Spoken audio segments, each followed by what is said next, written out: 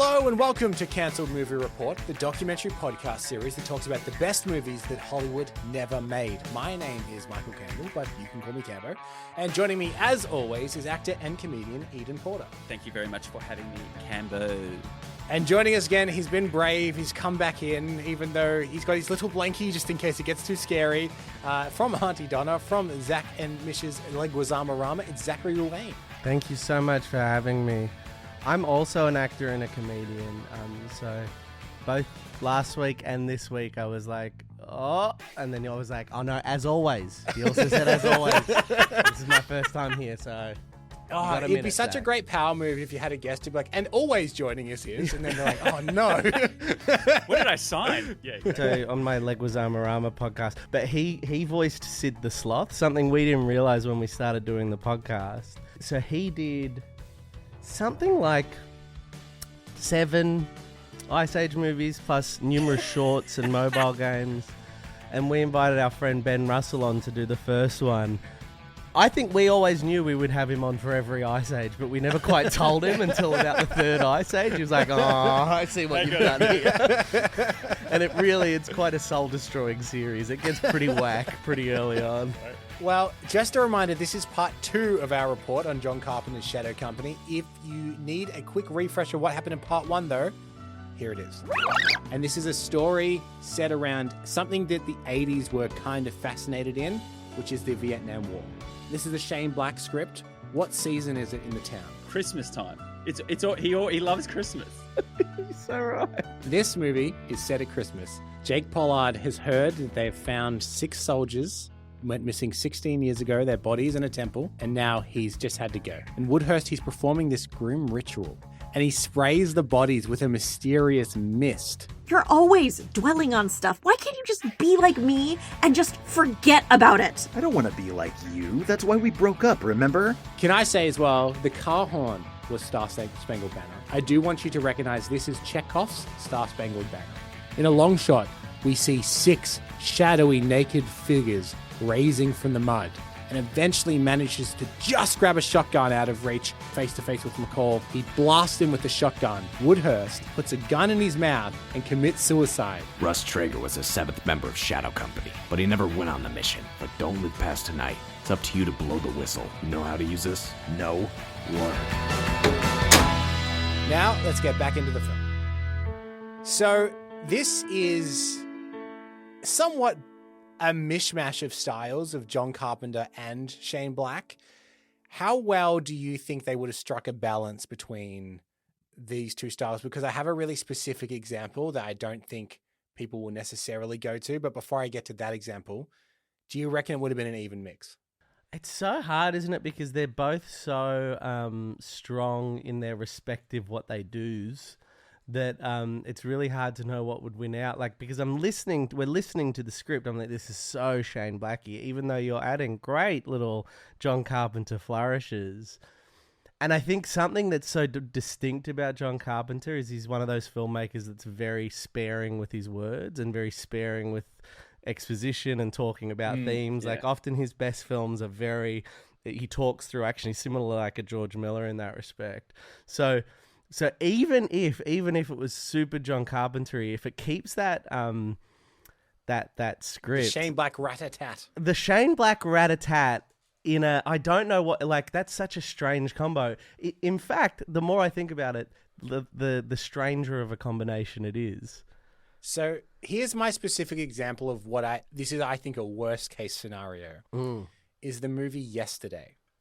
So that was written by Richard Curtis and it was directed by Danny Boyle, which are 2 vibes that do not match. And it was so strange to watch that movie because it would have these really kinetic, weird camera movements that were super Danny Boyle. And then it would cut into a regular Richard Curtis rom-com script. And I just feel like those two didn't, like, that wasn't the right director or it wasn't the right writer. I remember the first time I watched the Justice League. This is less of a writer-director thing as it is, writer-director, or whatever happened on the Justice League, the original version of it, not the 4-hour version that I got an hour into. Don't come And said, for this, me. this is too good. Yeah. Yeah, too good. Oh, wow, yeah. Aquaman coming out of the water to Nick Cave. This makes too much aesthetic sense. This is, but no, I remember just being like, oh, this is the worst of both of them. Like, this is the naff bullshit of Joss Whedon and the just, it was such a, you're so right. It can be bad. Yeah, that would be my fear with this movie. I think hopefully in our scene recreations we have done a meld that it works, but who knows how it actually would have. But like you said, like yesterday is such a, it's like, it's hard to think how it could be bad though, because it's like great writer, great director that doesn't really get too in the writing. You know, it's hard to see how it could have been bad. Yeah. Who knows? The story behind the script of yesterday is super fascinating, but we don't have time for it on this podcast. They got sued for false advertising in the trailer. Oh, not only that, but Richard Curtis kind of stole the idea, the script away from the original writer, and it tried was to get his name removed. My favorite layer of that, and I know we should be talking about the film that is this is interesting. this is based on. But my favorite layer of that, is that Richard Curtis claimed he never read the first draft, so that he heard the idea. They got him to do a rewrite, and he just wrote it from scratch. But the guy that wrote the first draft, it was a spec script and he'd never made it. And the idea of it, I've actually not seen yesterday, but the idea of the spec script was that he has all the songs of the Beatles, but he doesn't become a success because there's more to success than just talent. There's more to success. And it's this really interesting story of like, even if you have all the songs of the Beatles, you might still not hit that wave. And that's so interesting. And then in Richard Curtis's version, it's just like Richard Curtis doesn't know that. He's just like, you write a script and you become really famous. Yeah. So like, I love in the Shadow Company Cats Movie Report. There's a yesterday diversion that no one saw coming. Sometimes, Zach, people that listen to our show make a bingo card of what they think we're going to talk about. And if anyone got yesterday discussion, tick it off. That's pretty impressive. Jeez. That's a pretty impressive guess. This is very fitting. The reason I split my podcast in half is because we were taking half an hour to start talking about the movie anyway. Our producer was just like, maybe just make this a different episode. So if someone wants to hear you talking about Chef, they can come in on Chef. And we're like, yeah, that's fair. That's a fair point. Love it. Not us. We put them through it all. So, all right, let's jump back. Let's finish this movie because as we left, Pollard had warned Kyle, look, Shadow Company are back. We now know that they are undead soldiers. They're meant to be unkillable. They've risen from the dead. And he said he's going to go find Woodhurst and confront him. But of course, we know Woodhurst blew his brains out. So he entrusts Kyle with all of the evidence of the secret experiments and a gun. And he tells him to take the Charger, his car, and leave and be safe and get that evidence to whoever needs it if they need it. And Pollard leaves to go and find Woodhurst. But we're back with Shadow Company as they move towards the town for their deadly mission. And this is where this movie is going to kick up a notch because Shadow Company are now about to attack the town and we're about to have warfare. Shadow Company move towards the town on their deadly mission, and this is how it describes it in the script. This is directly from the script. Like the Legion of Doom, silhouettes backlit in the night, they trudge down the hill in loose battle formation. I can imagine that. I can see that in my mind's eye. That's the end of a trailer shot right there. Bang. And he goes, Shadow Company. Yeah. So we now get a bit of a montage of them attacking the town. And at the start of the montage, we cut to Mike and Rhonda. They're a young couple parked in a secluded spot. And they're passionately making out in their car. And they hear a mysterious sound outside. Rhonda becomes uneasy and urges Mike to go and check it out, but Mike's dismissive. But he agrees to at least wind up the window. But before he does, a hand appears unseen and puts something through the window. Drops into the car. He's groping up her leg when suddenly he feels something in his hand. It's an object. As he's still kissing her, he looks up into his hand, and what do you think he finds? A grenade. A grenade. The car explodes. That's wild. I love that it is the cliche horror movie trope kind of turned on its head. Like it is the teens in the secluded make-out area. Yeah, make-out point. All you need is a radio report being like, 6 psychopaths on, and he turns the radio off. Yeah.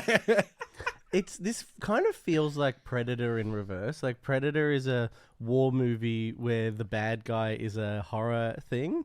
Whereas this feels like a horror movie where the bad guy is a war movie. It's a war. Yeah. They could do an exchange and you would get a pure horror movie and a pure war movie. Yeah. Love it. So back in the town of Merritt, the situation is escalating and the Merritt police station is in chaos because there's all these reports of different attacks happening around the town now. And the lights are flickering and the deputies are running They're just about. killing everyone. They're not killing... There's marching into town indiscriminately, getting revenge on anyone who they think betrayed the war. We see Sheriff Butcher again, who is the stepfather of Heather. He's trying to maintain order, but he's clearly overwhelmed. And amid the frenzy, he's informed that there's an explosion near the reservoir, which is where he lives. So he urgently bolts out to go and check on his wife, because they live near a reservoir and also near a church. We see Kyle driving the Charger, speeding away from the chaos in town. And in his car, he glances at a photo booth picture of him in happier times with Heather. And suddenly he slams on the brake and he makes a U-turn as the car screeches and he heads back into town. He's going to get his number. Ah, good on him. Yeah, that's nice.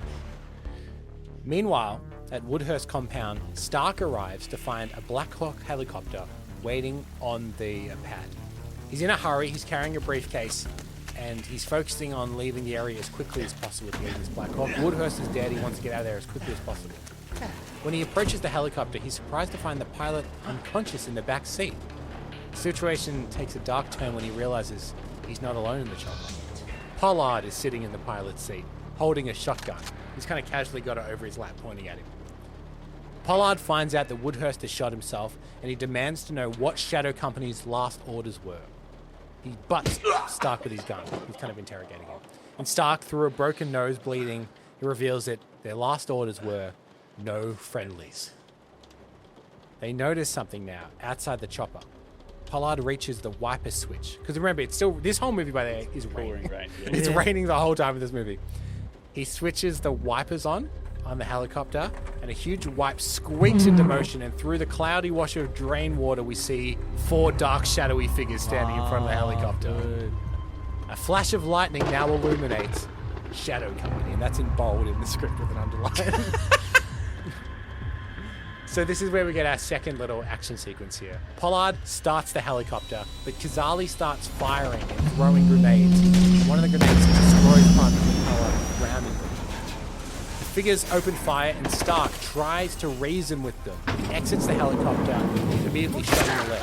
He identifies himself as the commanding officer and orders them to lower their weapons. Initially, the soldiers salute him, but then they raise their weapons again. Stark tries to dismiss them, but they open fire, killing them brutally. Arm Brewster, one of the Shadow Company members, drops a deck of cards onto Stark's corpse, declares, no friendlies. Pollard, witnessing this, attempts to fight back, but is overwhelmed and injured by gunfire. He runs, but is cornered by a canal with rushing water. Arm Brewster invites him to join Shadow Company. But he doesn't want any part of this, and takes a leaf out of old Richard Kimball's book from The Fugitive, and he jumps down into the ravine, into the rushing water, and disappears downstream. Mm-hmm. The undead soldiers turn around and they start heading back towards the town. Can I just ask, when they say no friendlies, that means like you don't kill civilians, isn't it? I think it means there are no friendlies. So no Everyone's an enemy. So everyone's an enemy. Oh, everyone's an enemy. Okay, and that makes more sense. Yes. Okay. But yeah, we get a bit of an action sequence there with the helicopter trying to take off, gets blown up. Pretty much everyone that was involved in the secret cover-up, Woodhurst and Stark, they're all dead now. Pollard is quite injured. He's Richard Kimball down the river. He's jumped out. It was a one-armed man. So, meanwhile, Kyle arrives at Heather's home. He cautiously enters, armed on a high alert. He walks upstairs, and of course, because this is the 1980s, Heather is freshly out of the shower, and he bursts into the bathroom, and she quickly has to cover herself up with a towel. There's something about, I'm just going to say, there's something about teenage characters the biggest thing is how, like, the context of where they exist in a film. Like, I remember watching, was it not Terminator, Transformers 4, when the teenage girl is the daughter of the main character. Of Mark Wahlberg. Mark Wahlberg. And just how much worse that is than the first Transformers when it's, like, the love interest of the main character. It's as soon as it's, like, the framing of a character, and I'm like, this is a little... Are we seeing this through the eyes of who? Look, the objectification of young women we have seen in the scripts in this show, Zach, is pretty next level. Because they're all written by, like, middle-aged screenwriters. They're always like, her dripping wet body gets out of the shower. It's like, dude, come on. I thought you were gonna when you said 80s quintessential, like, walking in there. I thought she was gonna be like Walkman, headphones, like on the bed, like bopping along to something. That's so nice to know. Like as much of a pop culture expert as you are, your sweetness and your kindness and your belief in the quality of your fellow man is greater than your cinephileness. Because I was just like, she'll just be out of the shower. Fucking hell, guys! Come on, get your shit together. Come on, guys. Come on. Good. So he bursts into the room. She quickly covers herself in the towel, and he's trying to warn her. And then suddenly you hear a distant explosion outside, and suddenly she's like, "Oh my god, what's going on?" He says, "We need to get out of here." She says, "We can't because my mum and my sister, they've gone to church. We need to go get my mum and my sister." Wow. I also love that the thinking that a shower would be enough to block the sounds of warfare.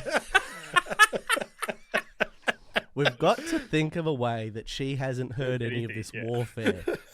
Bonus if she's naked. Yeah. She's got a Walkman on would actually make more sense. Yeah, it would make a lot more sense. It's like that thing in movies I never understand where someone's trying to have a secret conversation, so they turn a tap on. Oh, yeah. As if that's going to block an entire full volume conversation. You know the the logical conclusion of this scene is her in the shower with the Walkman on. With the Walkman? Yeah, good. There you go. But listening to John Carpenter's synth score. Yeah. That one, he really should have let them do needle drop for that one. That's the one he put his foot down. Yeah. So we cut to the church, and it's descended into chaos as churchgoers flee from explosions. Kimmy, who is Heather's young sister, she's running around. She's dressed as the Virgin Mary, and she's running around crying. Because it's Christmas. Oh, yeah. And the sheriff arrives. Remember that is the stepdad.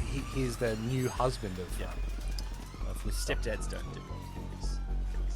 He is, especially since her original husband has now come back from the dead. Yeah. Inside the church, the sheriff finds a chilling scene, a nativity display with bullet-riddled corpse in the baby Jesus' cradle. And on top of the corpse is a deck of playing cards. Oh, wow. He spots Heather's mum, Doris, kneeling on the front pew, praying with a wooden crucifix clutched to her chest. Despite the explosions outside, she just remains praying under her breath. The sheriff urges Doris to leave, but before she can react, the church doors swing open violently, revealing a dark silhouette.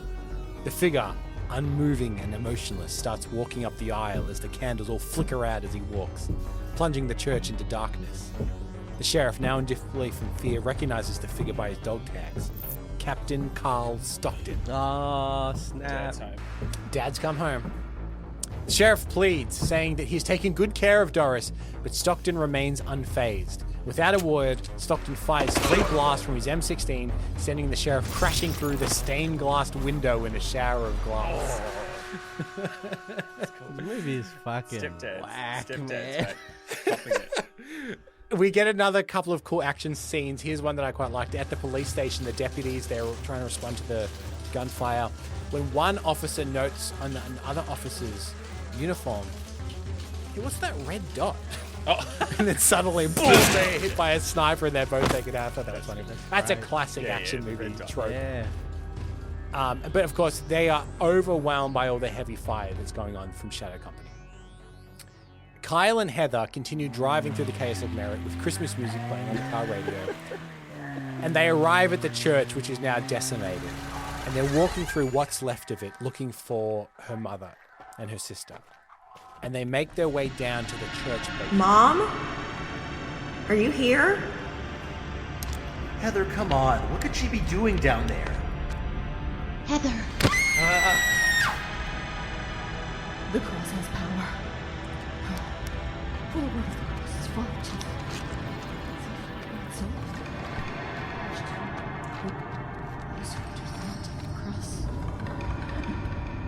we got it in Tijuana.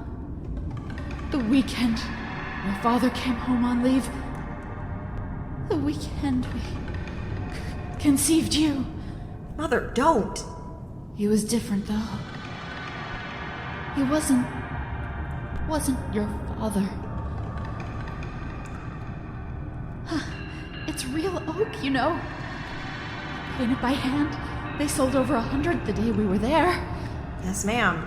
It's very nice. I overheard someone praying at the funeral. A woman. She sounded so happy. She was thanking God her husband hadn't been killed. Mom, please. No. See, she really didn't care that God had let someone die. Just so long as it missed her. And I'll bet she had this same cross on her wall because they sold over 100 that day. Did I tell you? Yes. And we all pray to them on 100 different walls. And we all wait and see who gets missed. And who... It's not fair. Why do her prayers work, but not mine? Huh? Or Who was here? who does not take a cross and follow me? Who was here, Mom? It was him, dear. It was your father. Don't say that.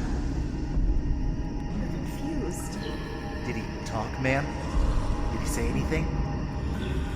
He said, "Hi, honey. I'm home." She steps into the light. We see the front of her shawl, riddled with bullet holes.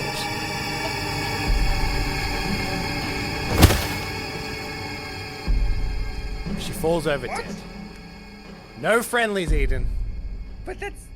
Hey, so he does a, honey, I'm home, and then kills her. Yeah. Snap. This mate. Yeah, that's a Stockton- weird scene. That's what I wanted to highlight. It's just her rambling some weird religious nonsense for a I while. love that. That's what I'm talking about. That's spooked out. That's spooked out. In the basement. That's a spicy meatball. Oh, sorry, I should have put the spooky yeah, warning. yeah, I should have because told you guys. You're going in the basement of a church. That's spooked out. That is Yeah, and spooked I out. should. Nothing I good's mean, I happening should down tell there. you. Last episode, I said I get spooked easy. I actually don't. I love this shit. In this day and age, if you're going down to a church basement, you'd be like, "Oh, thank God, it's just a murder down here. Thank God." I love that little twist. No friendlies. That's a great twist because that was sort of where I thought it would go. I thought it would be like tapping into their humanity kind of stuff, but nah. Or maybe, but this is really It's interesting, up to the Zach. stakes. I wouldn't write that off entirely. Yeah, nah. We now cut to Pollard. Battered and covered in mud, emerges from a gully and begins making his way towards the town. He's just got out of the river. Remember, he jumped into that to escape. Does he put mud all over himself to hide his signature? No. Rookie In fact, he's getting mud off Rookie himself. mistake. It is the anti-predator. Oh, yeah, remember? that's- He's get this mud off me. So he's in a suburban neighborhood here, and he encounters houses riddled with bullet holes. Inside a garage, he finds bodies of a couple and a dead boy holding a CB radio. He takes the little radio from the dead boy's hand, and he manages to climb up onto the roof of a house to look out at the town. But he's so injured, he starts to lay there, and he turns on the radio to try and see if anyone can communicate. But there's no response. Kyle drives. He fiddles with the dash-mounted CB in his car. By the way, this has not been set up in the script. It just suddenly reveals got that one as Kyle well. also has a CB radio in his car. He and Heather arrive at the chaotic police roadblock. They learn from an enlisted man that a little girl is trapped under a transport, and this could be Heather's sister Kimmy. Heather becomes frantic, demanding that they be let through, but the officer told her to get back. Kyle calms her, and they return to the car. But determined, Kyle decides he's just going to drive straight through the roadblock. He revs the engine, crashes through, heading straight for the battle in downtown, where Shadow Company are exchanging fire with the police. Bullets fly as Kyle maneuvers the car through the police. They reach a small market where the transport is overturned, and Heather finds Kimmy trapped by the device, but she's unharmed. She's just trapped kind of in rubble. Despite their efforts, they struggle to free her. Kyle looks around frantically for something to free her, and he sees an axe lying nearby. He uses it to hack away at the canvas that's trapping her. Heather runs to the car. She reaches in, and she blows the car horn. Oh, that's Now, what would play very patriotic. Car horn. if she was to blow the car Yeah, horn? good. Star Spangled. Suddenly, Pollard, lying on a roof nearby, hears the Star Spangled Banner being played. Weak and injured, he grabs the CB radio and calls out to Kyle, who urgently responds, pleading for help. Pollard navigates through the sewers now. He jumps down the street, goes into the drains, into the sewers. He's tracking the sound. They just keep hitting the car horn, and he's tracking it by where he can hear it. Down in the sewer, however, he encounters Kazali, who's it just says is covered in rats. Oh, Rat Man. And they have a brutal fist fight down in the sewers. Pollard manages to finally grab Kazali's M16 with the attached grenade launcher and fires, impaling Kazali onto a falling metal grate and then he then hears the sound of Noonan approaching the manhole above him and quickly loads the grenade launcher. Above ground, Kyle runs out of bullets while he's trying to fend off Noonan. Just in time, Pollard blasts Noonan with a grenade launcher, causing a massive explosion that slices the soldier in half and sends debris flying. From below. So he From shoots below, it up yeah, at it like yeah. that. Yeah, sick. Oh, man. He hits him like in the waist. He goes like top half, bottom half. Split Right. half. Pollard emerges from the sewer, covered in blood and grime, looking like a dark, aging Avenger. Is how they describe him. He limps towards Kyle and Heather, who have finally freed Kimmy from the canvas. Pollard, despite his injury, continues to fight. He takes the axe from Heather and moves off to finish Ghazali, whose upper torso is still crawling towards him. He tells Heather, put Kimmy in the car and cover her ears, and he walks off with the axe. Pollard returns a few minutes later carrying a backpack and covered in blood, and he lights a cigarette. Kyle notices a distressing amount of blood soaking through the front of Pollard's jacket. We now cut to Heather and Kimmy, who are sitting in the car. They're just about to leave and get out of town to get to safety, but they seem in shock at everything that's gone on. Why? Why can't they die? Because their government wouldn't let them. Mama knew. She knew all along. She's been waiting 16 years for him to come home. Oh my God. My father's here, isn't he? He didn't die in the war, did he? My father didn't die. Trust me, your father died a long time ago.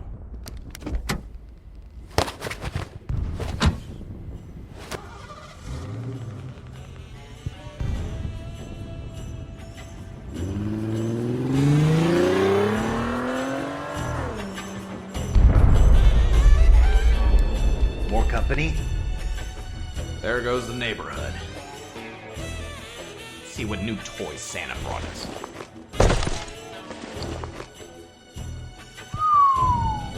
Aw, just what I wanted.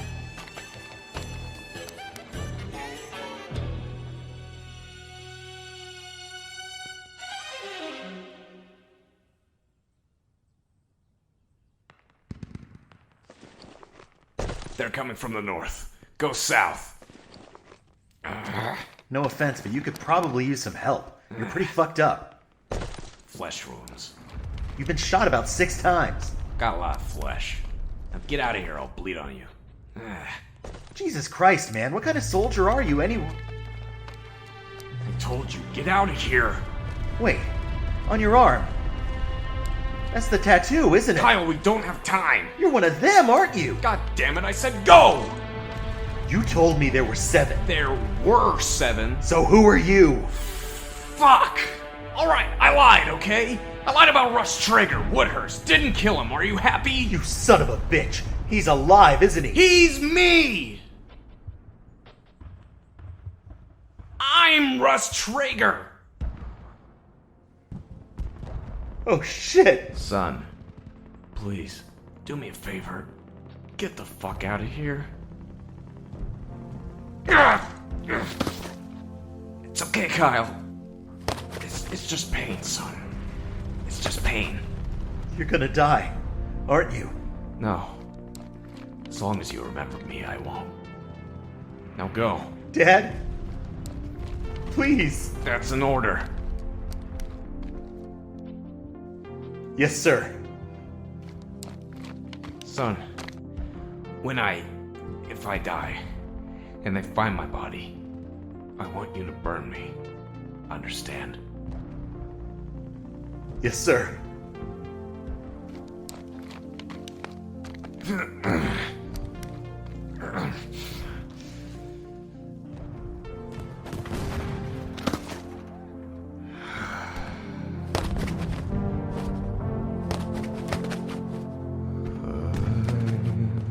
Dreaming of a white Christmas.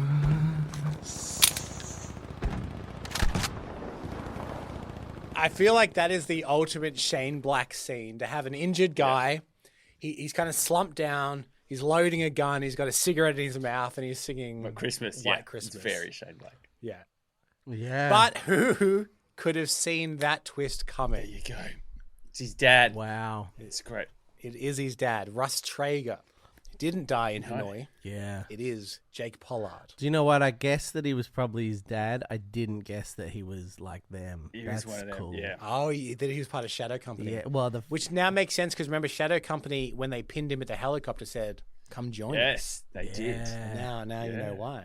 Because he got out before all the bad experiments happened. Also, I was trying to figure out how old Kurt Russell would have been during the war, but he would have been. I just looked it up. It does work. Oh. I was Oh, like, thank It's God. good to Thank know. God it worked. because I was like, is he too young to be a Vietnam vet in '87? But no, both work. Good. Who would be a Kyle-aged actor? Who would play his So son? what? do It's you think, 16. in the They're 80s? saying 16. Is that? Yeah, 17-ish. But you know, yeah. Hollywood, it could have been anything up to like 23, 32. Yeah, maybe like Christian Slater? Yeah, because this is what I was thinking, right? I was like, who plays the Heather? Who plays that guy? And then I was thinking, is Heather a Winona Ryder type, or is Heather like a Like you know, cheerleader. I think she's like a cheerleader type, isn't she? Well, yeah, she's a cheerleader. Yeah, she got all those cheerleader friends we learnt last episode. Because it's like if the casting of them would have made all the Yeah, like- difference. I feel like it would have been like Phoebe Cates and like Christian Slater. I'd take that. How old's And Kurt, of course. How old's Josh Brolin? What year was Goonies? Oh, Goonies years. yeah, that would have been. Yeah, could have been Josh. That's a great choice. It needs to be like it's like the tip of like it's exactly genuinely their casting would have made or either make or break this sort of film for sure. Yeah, casting teenagers right is so important. Oh, 100%, yeah. So here's where we're getting into the final third act action sequence now. Pollard / Traeger. He's waiting for the Shadow Company to come. They're kind of in, I think I said it before, they're in like a small little market. And they've been wiring up all these different traps and booby traps and such, knowing that Shadow Company are making their way down. Oh, this is the trap setting up part. Yeah, okay. Yeah. As they were talking, they were kind of setting down different bits of dynamite or anything like that. But he told Kyle to hit the rocks and go get safe, get out of here. So how many are left? Because he's killed 3. He killed one at the. Yeah, I think that he's killed 3. Yeah, 3 left. They're shockingly not Unkillable. not that unkillable. Yeah, they're very killable, from very in fact. early in the script. They are dying. So Kyle emerges from the little market and he's checking his surroundings before heading back towards the main street. I just had this thought in my head. Just the idea of like, we've created the perfect soldier that nothing can kill them except explosions. And we're pretty sure there's no explosions in wars. I love the idea that they get to the battleground and see all the explosions and go, oh man, Oh, shit. there's so many explosions We here. said no explosions, guys. Play fair. So yes, Kyle emerges. He's heading down the main street. There's an eerie silence at the store, which is broken by the sound of boots walking over glass, crushing it. Perez, who's still a bit burnt and charred. Remember, he was the one that he met down at the he did the the cemetery seesaw. last episode. He's prowling the streets with a flamethrower in one hand and an M16 in the other. Suddenly, 3 shots ring out, shattering the front of a tiny deserted market. Inside, Pollard calmly fires the Colt. He's taunting Perez to come into the store. He's trying to get his attention just by shooting randomly. Perez strides into the market, spraying bullets that turn the interior into a storm of splinters and shattered glass. And as he steps inside, we hear a click as he triggers a landmine. Pollard confronts him, barely able to stand himself, warning that stepping off that mine would be fatal. Meanwhile, Kyle is down on the main street, but now he's hiding behind a dumpster because Armbruster, one of the other Shadow Company, is patrolling and he's opening fire down the street, trying to get anyone who might be there. So Kyle's now, you see he's quite freaked out. He's quite shell-shocked. It's very much supposed to be like, you know, see that scene in war movies where they're like, oh my god. Pollard, we're back with Pollard. He can hear his son screaming in the distance. And he's distracted, which gives Perez a chance to attack with his flamethrower. Despite being partially blown apart by the mine, he steps up. Perez relentlessly pursues Pollard, who fights back with a buckshot and brute strength. Pollard's gun jams, and Perez grapples with him, ultimately picking him up and impaling him on a meat hook. In a final act of defiance, Pollard empties his Colt into Perez's face, who still continues to advance, as Pollard drops one last grenade down his throat that detonates, reducing Perez to pieces. Grenade man. But we now leave Pollard hanging lifelessly on a meat hook in the store. Wow. The old mouth grenade. Armbruster, yeah, mouth grenade, yeah. Zach, your mouth is a Quick, gate. put a grenade in it. This movie. The meat hook was what got Yeah, me. the meat hook. hook. That, Yeah, yeah. yeah. This is the end of old Jake And there's Pollard, nothing it that can bring seems. him back to life. Nothing. There's nothing. There's no mist. There's no military. Yeah. Armbruster, he walks past Kyle, who's now pretending to be one of the dead bodies on the ground. And he kind of walks off into the distance. Kyle gets back up and he heads back towards the market because he's just heard a big explosion where his dad was. He finds his father's lifeless body and he breaks down pleading for help. But Kyle remembers something Pollard said to him. He believes his father might still be in there somewhere. Remember, they rescued Kimmy from a tipped-over military convoy.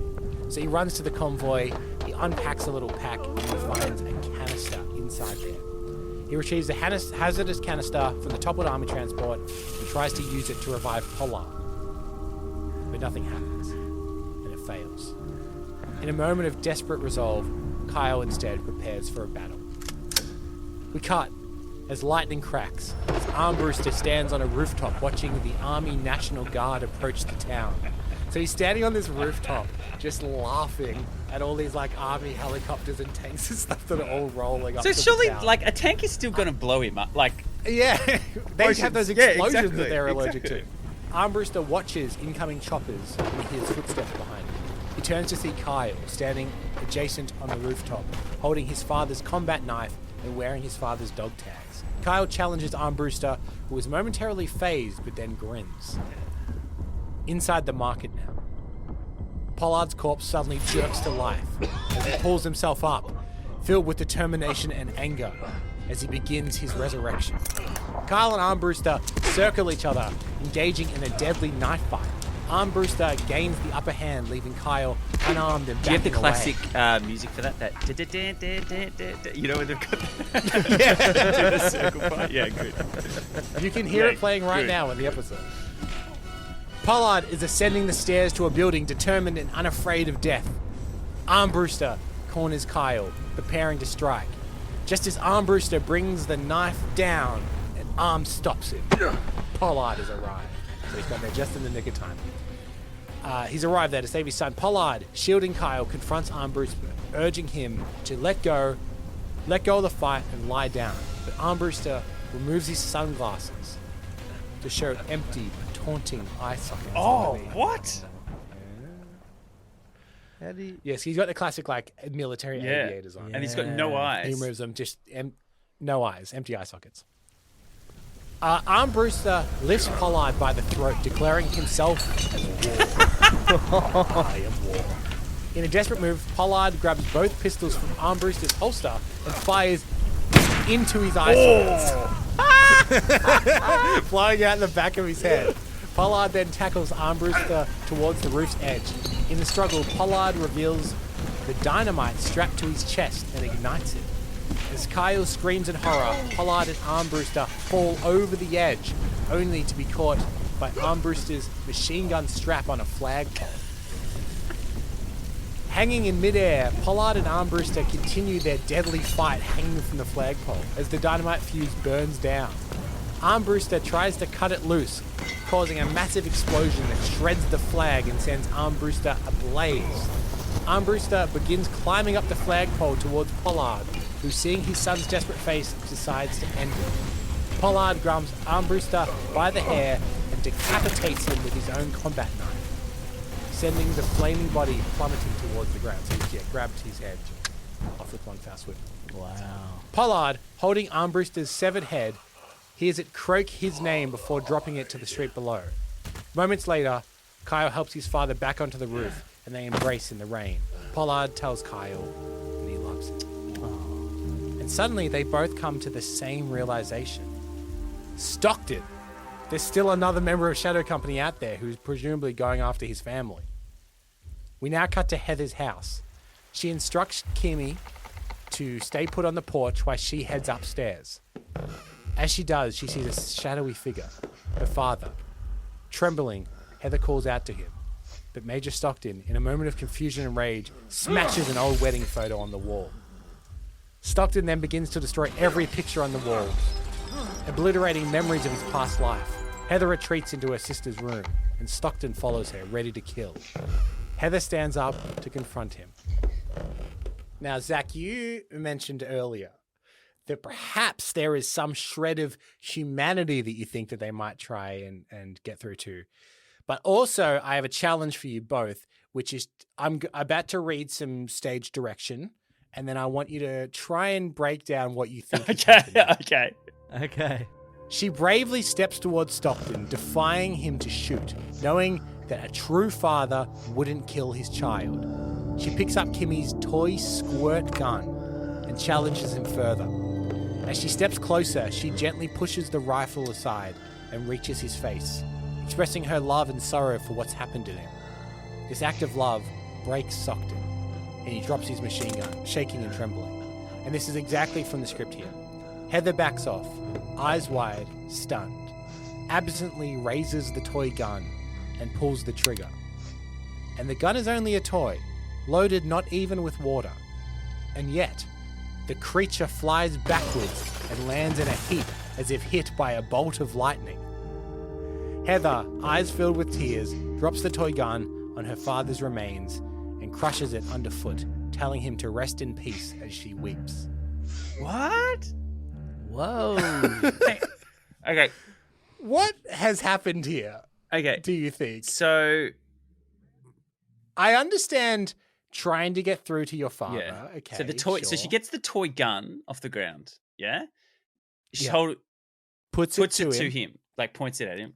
Yeah. clicks, and he flies Okay. back as if he was hit by a shotgun and Okay. keels over. I'm just gonna. Did she shoot him with love is my question. Are you sure Kurt Russell isn't like behind her in the doorway with a shotgun? No. So that's not. So it's legit. He's so brainwashed into like.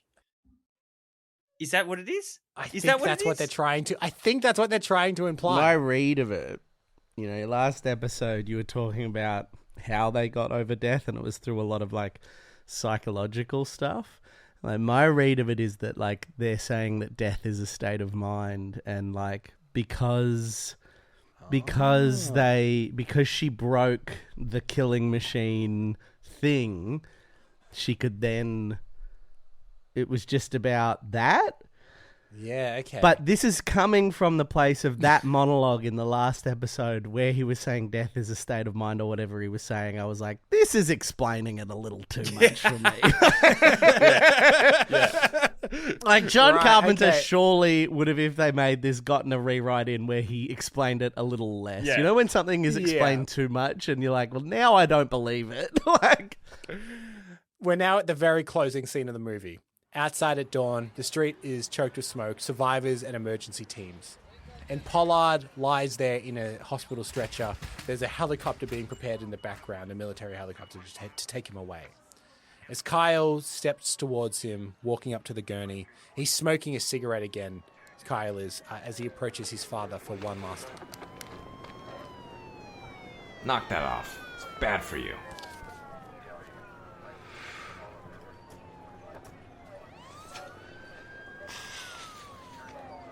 Guess I need to take some bullets out of me. Probably ask some questions. Cold. Yep. Christmas Eve day. Yep. You coming back today? Yep.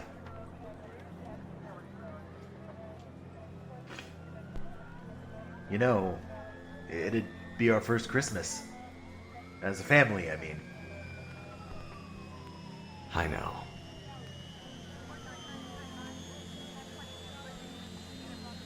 Kyle, I can't stay. Your mom thinks I died 18 years ago. She'll never love anyone else. Neither will I, but sometimes the dead should stay buried. What if they shouldn't have died in the first place? Keep them. You earned them. Let's get him on the chopper! Make way! Coming through! Dad? Will you ever come home? Take care of yourself, son.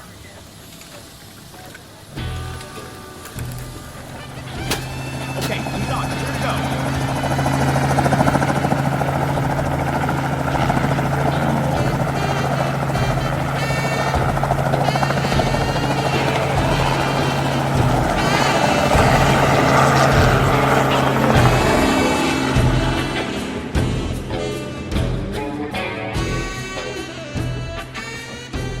The way Pollard goes as the credits roll over, presumably that footage of people on the street, as 80s movies want to do.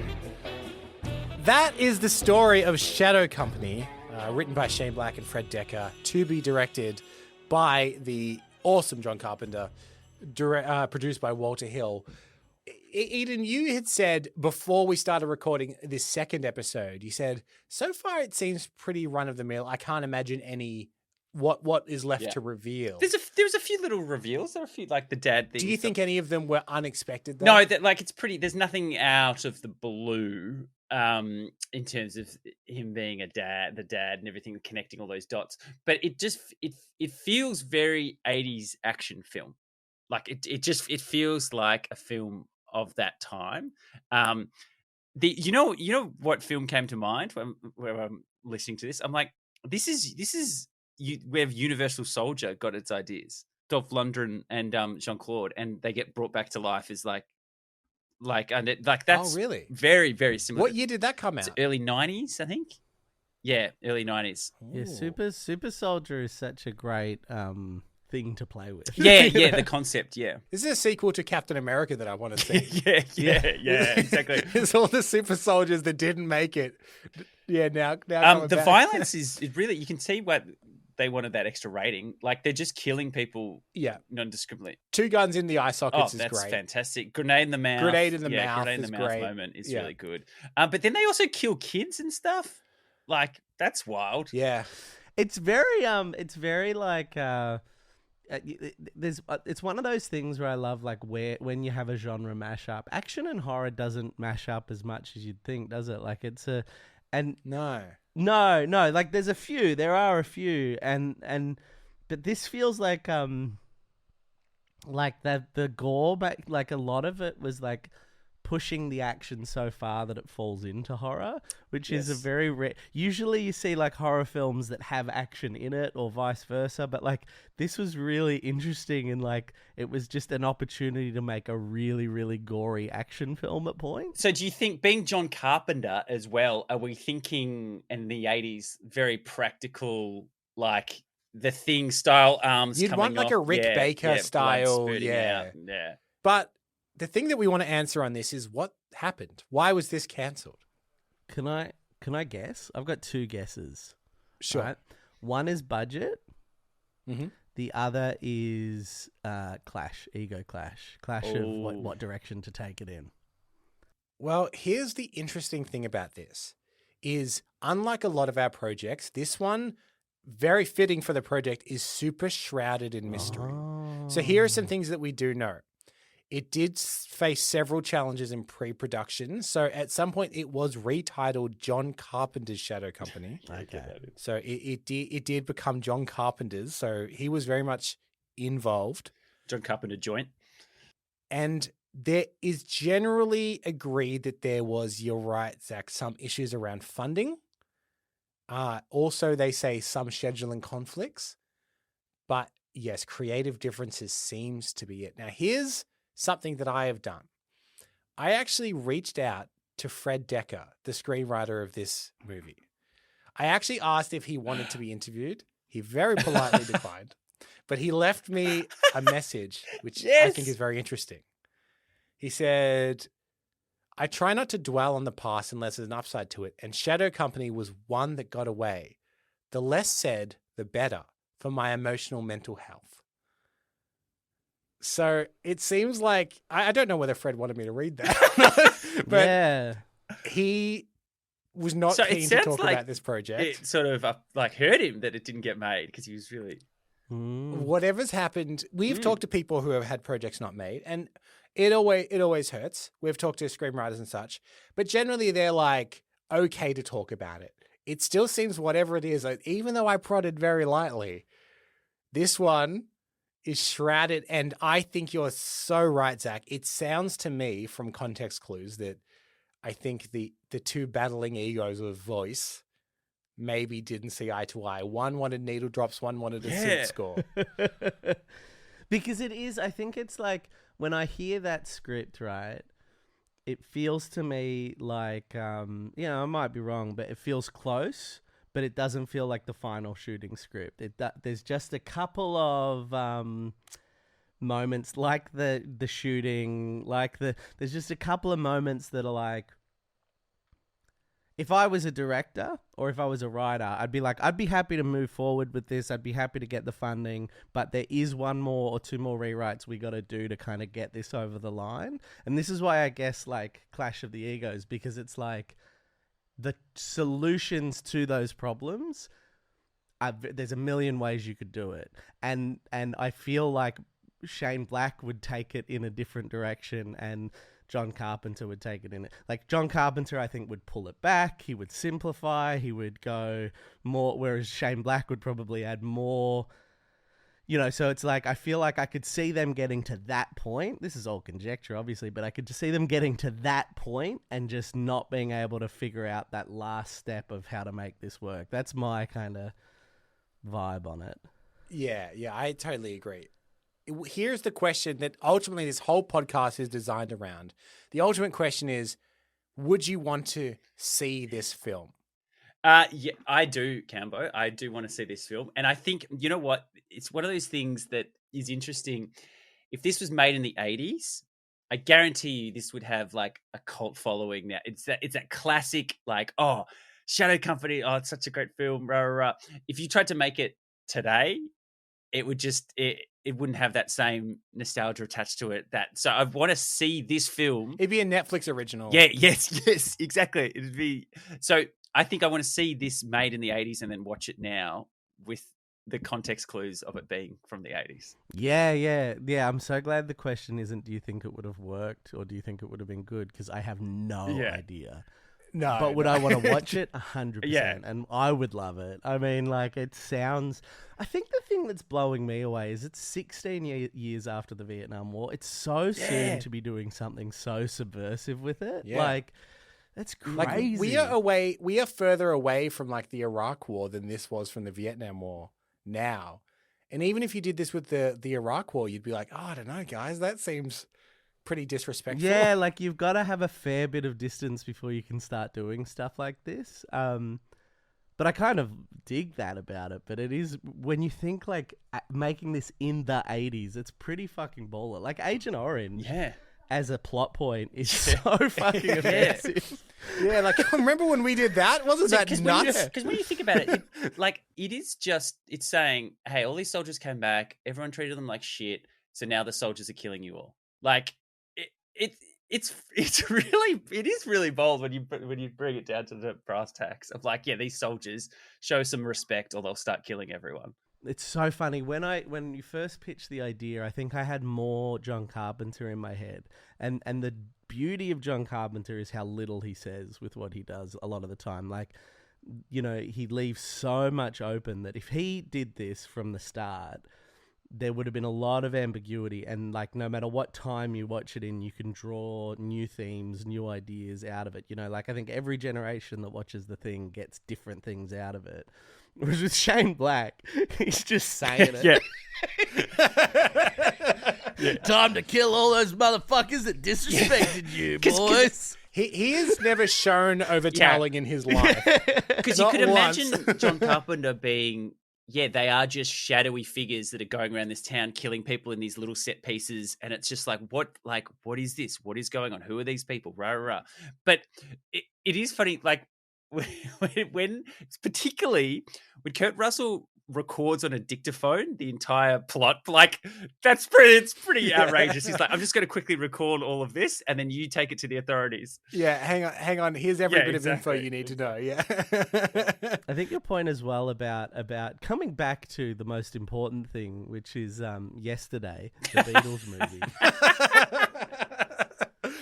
which is I think you're right. Like, there is a version of this film where John Carpenter isn't the right director for it, in that, like, there's a coldness and a cynicism and, like, a simpleness to him that he might not have been able to handle the bombastic earnestness of Shane Black. Like, there's genuinely, like, a version of this film where it doesn't click. I think, you know, they're both smart enough that they would have made it work if it had happened, but maybe they were both smart enough to go, let's not do this. Yeah. Plus, they retitled it John Carpenter's Shadow Company. So what are they going to do now? Well, yeah. It's stuck. Yeah. You can't have another director direct that. I was thinking that the other day. I watched, I could never say his last name, Luca Guadagnino's challenges. And I was like, when do you get the Jornay apostrophe S? Like, how does that happen? Like, can I tell you my other favorite version is when a movie is picked up by someone and the studio really wants you to think it could be directed by them. So you get a Peter Jackson presents Mortal Instruments, or a Quentin Tarantino presents Ninja Assassin. Just enough to trick everyday people into going, oh, I guess that's Peter Jackson's new film. I like that's my favorite one. From the twisted mind of Jordan Peele. Yeah. Oh, yeah, they've even gotten to the point of from the studio that like, I know.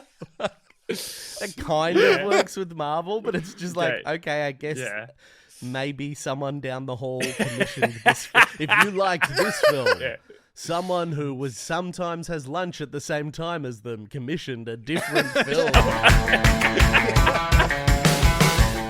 Well, we have come to the end of our cancelled movie report for John Carpenter's Shadow Company. We hope you've enjoyed this film and the episode, and we would love it if you could subscribe, be it on Apple Podcasts, Spotify, YouTube, or wherever you like to listen. That really helps us get discovered in the charts. It would also be amazing if you could leave us a 5-star rating, or most importantly of all, just tell a friend. We are completely independent here at Cancel Movie Report, so your support means the world to us.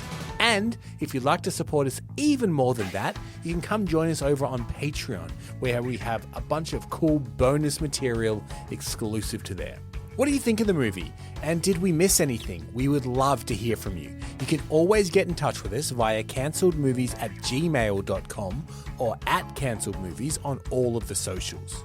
And hey, look, maybe there's a cancelled movie project you've always wanted to hear about. Why not let us know? You can fill in the form in the episode description alerting us to a project, and we may just give it the cancelled movie report treatment. Zach, thank you so much for joining us for both parts of this report. We hope that you had a good time, and if people love the cut of your jib, where can they find you? Oh, thank you so much for having me. I had the best time. They can find me at Zachary Ruane on most socials. I loved the confidence in saying all socials. I'm not on LinkedIn, for example. Now we're on Truth Social. That's where we get most of our stuff.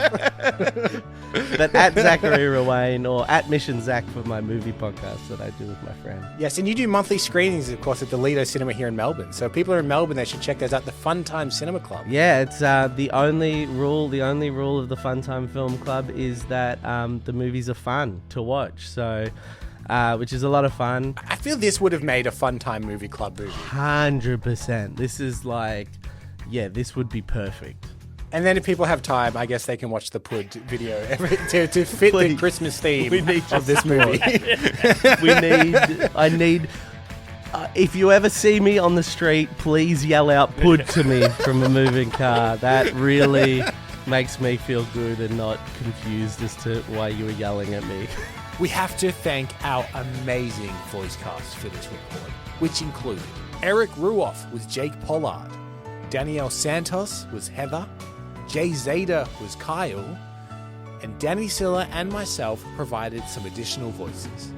I am Michael Campbell. I have hosted and edited this episode, and Eden Porter was my co-host too. Thank you very much for having me, Cambo. And we both produced the show. Keep listening next week because we're delving into a project that was developed by the Wachowskis. It is an adaptation of a more obscure DC character named Plastic Man, with a main cast member that was rumored to be attached, which is very exciting. If you can't wait, here's a sneak peek.